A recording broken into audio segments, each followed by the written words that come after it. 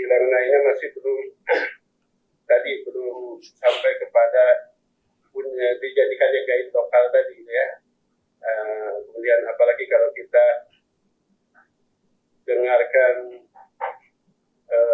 kritiknya dari Abu Ya Ar-Raji ya, yang sekarang lagi viral di Indonesia, bahwasannya ya mungkin yang dimaksud oleh beliau adalah kita ya, sekolah-sekolah SIT yang mengajarkan Al-Quran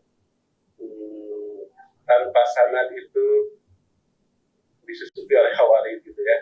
Nah, kalau kamu Ustaz Salim sendiri melihat fenomena-fenomena ini, seperti apa itu pembelajaran Al-Quran di SIT atau kritik terhadap pembelajaran Al-Quran di SIT? Jazakallah. Baik, barakallahu fikum. Saat Asyab, jazakumullahu khairan katsiran. Ya, tentu ini menjadi masukan yang patut kita perhatikan. Ya, meskipun kita tidak sampai mengatakan kalau belajar Quran tanpa sanad pasti akan tersusupi pemahaman Khawarij. Tidak selalu demikian. Tentu yang kita amati di lapangan memang barangkali ada tetap tidak ada yang sempurna ya. Jadi berbagai hal ini harus terus kita benahi, harus kita terus lakukan berbagai perbaikan ke depan terkait apa-apa yang kemudian sudah ada di sekolah-sekolah kita, sekolah Islam terpadu maupun juga di pondok pesantren Tahfidzul Quran kita. Saya bergabung dengan forum para pengasuh pondok pesantren Tahfidzul Quran, meskipun saya hanya ketua yayasan di pesantren masyarakat Merapi Merbabu, dan sejak awal kami juga sering menyampaikan kepada rekan-rekan di pesantren Tahfidzul Quran, kita jangan sampai keliru memberikan motivasi kepada anak-anak kita dalam menghafal Quran. Apa itu motivasi yang keliru? Meskipun motivasi ini tidak salah sepenuhnya, tapi memang harus dinaikkan lagi levelnya. Maksud saya begini, kadang-kadang di sekolah-sekolah kita maupun di berbagai program-program hafalan Quran, yang paling sering saya dengar dimotivasikan kepada anak adalah bahwa dengan menghafal Al-Quran nanti akan diberikan oleh Allah ya gelar Ahlul Quran, yang di surga diberikan pakaian dari cahaya dan berhak memberikan mahkota kepada kedua orang tuanya. Tentu yang dimaksud Ahlul Quran di situ bukan hanya menghafal lafaz-lafaz, menghafal ayat-ayatnya secara kognitif, tetapi bagaimana kemudian Ahlul Quran menerjemahkan Al-Quran itu menjadi sesuatu yang bisa mengubah dirinya dan lingkungan yang di sekitarnya. Sehingga saya biasanya mengatakan jangan sampai menghafal Quran itu di lembaga pendidikan kita dijadikan sebagai ghoyah atau sebagai tujuan. Kalau sudah hafal Quran maka sudah begini, kalau sudah hafal Quran maka sudah mendapatkan kebaikan begini. Tapi kita harus mampu menjelaskan kepada seluruh murid-murid kita bahwa yang namanya menghafal Al-Quran itu adalah suatu wasilah.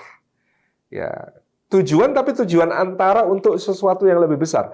Kenapa kamu harus menghafal Quran? Karena dengan menghafal Quran kamu mudah untuk membaca Al-Quran. Dan membaca Al-Quran itu adalah amal yang sangat besar di sisi Allah Subhanahu wa Ta'ala. Kemudian kenapa kamu menghafal Quran? Supaya kamu mampu memahami, lebih mudah untuk membaca, lebih mudah untuk memahami Quran. Kenapa kamu menghafal Quran? Agar kamu lebih mudah untuk mengamalkan Quran. Karena kamu hafal, harusnya mengamalkannya menjadi lebih mudah.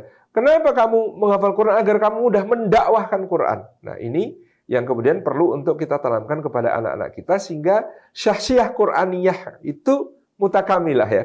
Ya, kepribadian Quraninya bukan hanya sekedar menghafal ayat-ayat secara kognitif, tapi bagaimana kemudian ayat-ayat ini terjemahkan, terejawantahkan di dalam keseharian mereka. Maka ketika kami membangun pesantren kami diberi konsep namanya pesantren masyarakat.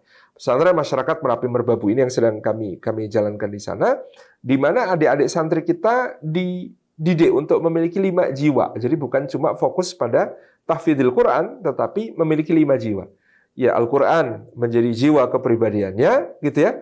Dakwah menjadi jiwa perjuangannya, kemudian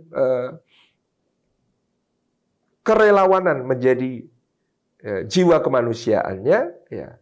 Kemudian kemasyarakatan menjadi jiwa pengabdiannya, kemudian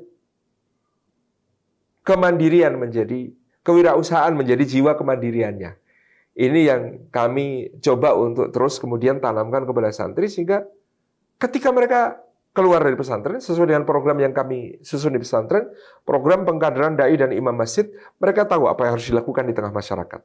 Nah, ini tentu kritik kepada kita semuanya. Banyak alumni pondok pesantren kita pulang ke masyarakat, dia tidak memberi perubahan apapun kepada masyarakat di sekitar. Bahkan dia tersembunyi. Nggak ada yang tahu kalau dia alumni pesantren. Diem-diem saja di rumah. Pergi sholat berjamaah ke masjid, kalau nggak ketahuan, nggak pernah diminta jadi imam, ataupun nggak pernah diminta untuk jadi pengajar TPA, TPQ misalnya itu. Karena kemudian kita mungkin kurang di dalam memotivasi mereka, kita hanya memotivasi mereka sampai kepada menghafal Al-Quran itu sendiri. Padahal menghafal Al-Quran itu masih antara sebelum menjadikannya sebagai sesuatu yang jauh lebih besar lagi di waktu-waktu berikutnya.